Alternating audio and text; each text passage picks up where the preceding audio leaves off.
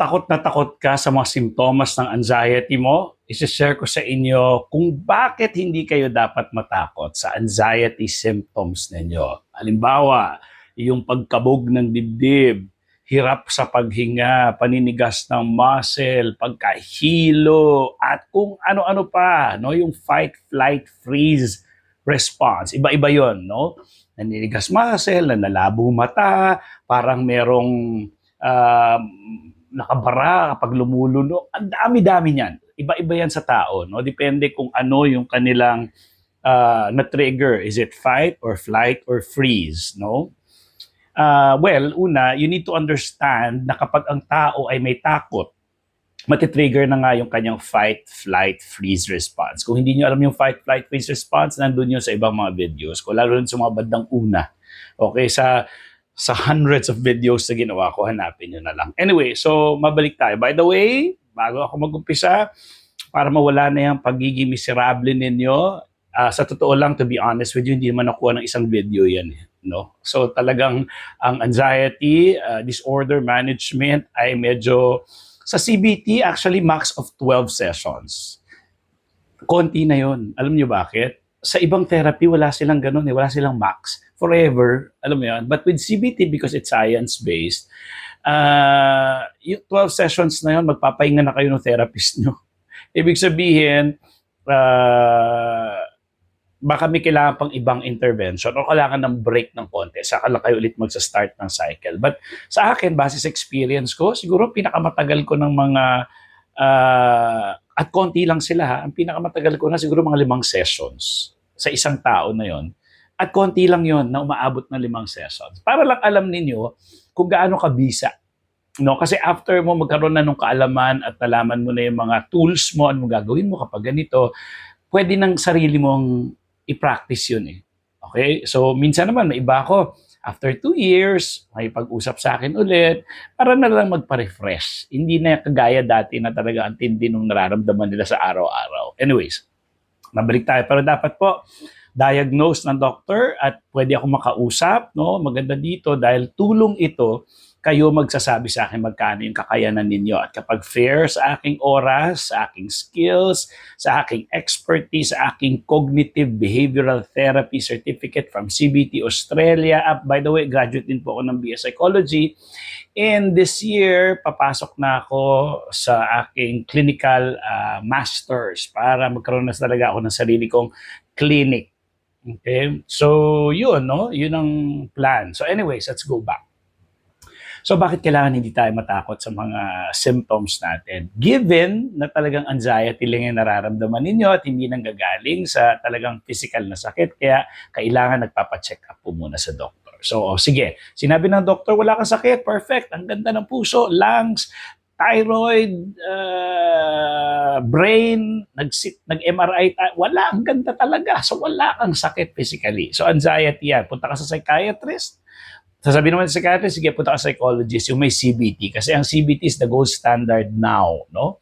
To manage anxiety, depression, and other mental conditions. Pag sinabing gold standard, ito'y evidence-based, proven na effective. Science. Huwag na natin, hanapin nyo, search nyo, para maintindihan ninyo what CBT is. Cognitive Behavioral Therapy. At ang dami ng anak ng CBT. For insomnia, CBTI. Okay? Marami na yan, no? Kung ano-ano, basta madami na siyang mga school of thought. No? So, okay. So, bakit hindi tayo matatakot? Okay. First time mo sumakay sa roller coaster. First time mo. Isipin mo yung first time mo sumakay sa roller coaster. Ngayon, kung hindi ka pa nakasakay ng roller coaster, mag-isip ka na lang ng isang experience sa buhay na first time mong gagawin na talagang grabe kabog ng dibdib mo. Sige, para universal, mag-roller coaster muna tayo. So first time mo, andun na yung kabog ng dibdib, parang nahirapan ka na huminga kasi sasakay na, ayan na, malapit na. Lalo na yung, alam mo yung inaangat pala yung roller coaster na ang bagal-bagal, ganyan, patalikod. O yung iba naman, para yung itataas ng gano'n, kasi biglang bibitaw, di ba? So, ikaw, bago ka pa man sumakay, grabe na yung nervous mo, parang sabi mo, wag na lang, hindi na ako sasama, kayo na lang, hindi ko kaya. So, kaya ka nag-aayaw mo na, kasi nga, grabe na yung sensations, grabe na yung nararamdaman mo, andun na yung parang kang nasuso ka, nahihilo na, hindi, ayoko na, kayo na lang. Duduin mo, may ganun ka pang sitwasyon, ano? So, okay. So, sumakay ka pa rin, roller coaster ka, di nandun na nga, bigla ka ng lamig dun, kinilabutan ka, hinimatay ka pa dahil sa sobrang extreme na takot mo, hindi ka nakakahinga kasi kaya hinimatay ka. Sisigaw ka tapos after 1 minute or 2 minutes, or ilang minutes ba yun? Less than 3 siguro or 5. I don't know, basta ganon. So natapos mo.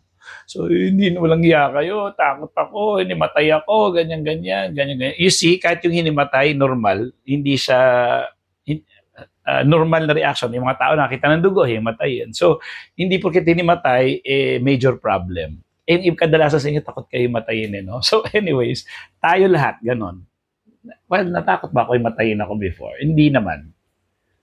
Oo, hindi. Kasi alam ko na eh. Pag kasi ang anxiety, ano yun eh, high blood. So, usually ang mga hinimatay, yung mababa yung dugo, no? Hindi umaakyat sa brain kaya hinimatay. So, kaya sa hinimatay, para pag humiga, yung dugo madaling dumaloy sa brain. So, sinasadya talaga ng katawan na dapat inihiga yung katawan para yung dugo dumaloy dun sa utak. So, yung hinimatay na yan, ano yan, survival mechanism ng katawan yan.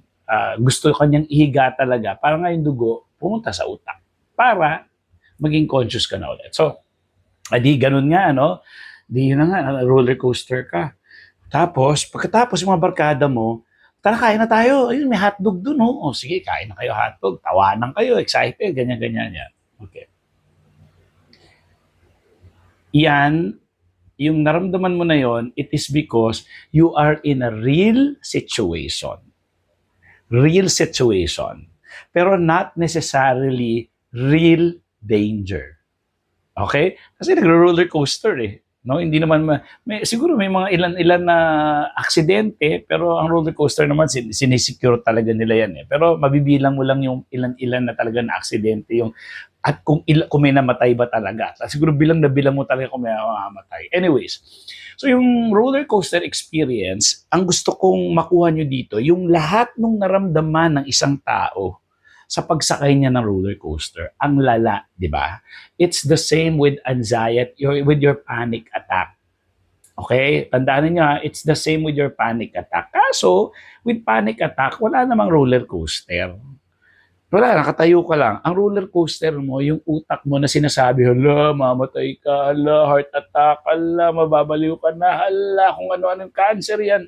Ala, ala, ala, habang buhay ka ng ganyan, ala, ala. So yun yung roller coaster mo. Ang utak natin, hindi niya alam kung ang danger ay real or perceived. Ang best example ko niyan, yung classic na maasim na manggang hilaw. Pag-usapan natin, pwede ko siya isa-isahin kung paano ko kakainin yung manggang hilaw, babalatan, aamuyin yung asim ng mangga, yung bagoong nasasabog sa bibig mo, paasim. Ngayon lang, ang sakit ng loob ng bibig ko kasi parang nangangasim nga ako, naglalaway. May mangga ba ngayon? Wala namang mangga ngayon. Pero dahil inimagine ko, kahit ngayon nangasim na ako, yung sumasakit yung dito mo sa pangangasim, yan ang nilaway, yung ang sakit ng loob ng bibig mo kasi nangangasim ka, maglalabas yung laway mo, wala namang mangga.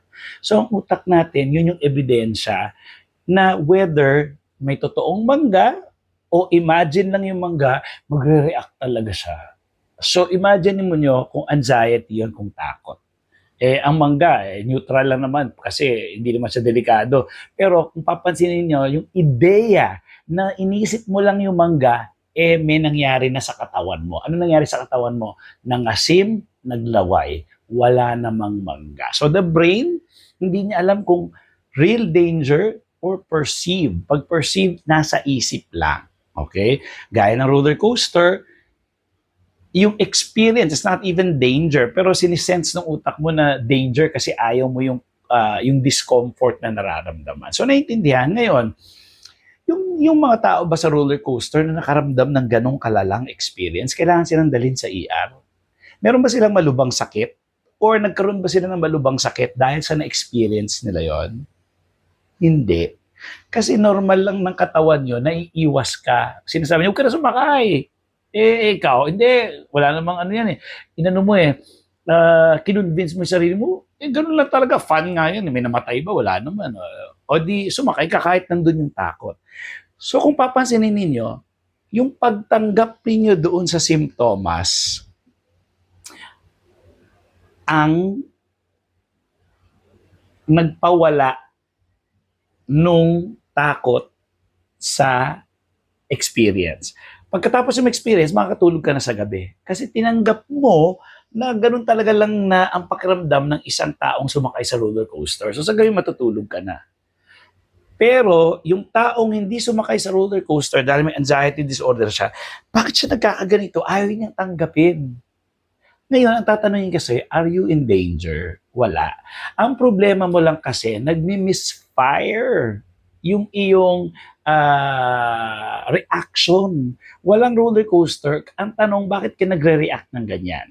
Ang unang sagot is yung kaalaman o yung maling kaalaman mo na sinasabi mo sa utak mo, masakit lang ulo mo, may cancer ka na, sino hindi matatakot?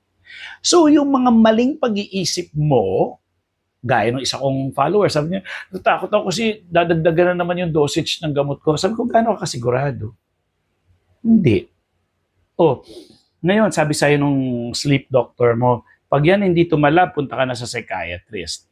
Hindi ba klarong ebidensya yon na hanggang ganyang dosage na yung binigay sa'yo at ayaw ka na niya, doon ka na sa psychiatrist kasi hindi ka niya bibigyan ng napakataas na dosage? Di ba klarong ebidensya yon?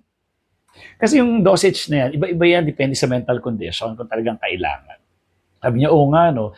You see, dahil naliwanagan siya, nawala ngayon yung takot niya. Doon ako tutulong sa inyo. Okay? So, dapat 10 minutes na ako, pero sige, napasarap yung usapan. Sana makatulong itong video na to. Tsaka huwag ka na magpa-schedule ka na. Huwag ka na talagang tinitiis mo yan. So, dahil lang sa pera. Di ba? Bahala. Problema mo yan. Pero iba naman marami na ako natulungan kasi willing silang matulungan, nagbibigay din naman sila. Bakit? Ikayayaman ko ba talaga yung pera mo? Hindi ba dapat naisip mo, matutulungan ka niyan? Pag natulungan ka niyan, forever ka ng free, tapos ka na, wala ka ng problema. 'Di ba? Yun lang. Natulungkot lang. Kasi kung ako lang ko dati, kung may ganito, siguro kahit napakamahal niyan, talagang magbabayad ako. Ayoko itong nararamdaman ko. Kung ako sana may ganito na dati. No? Hindi lang sa akin, sa lahat. No? Okay? So with that, dapat diagnose ng doctor. Bye. Thank you.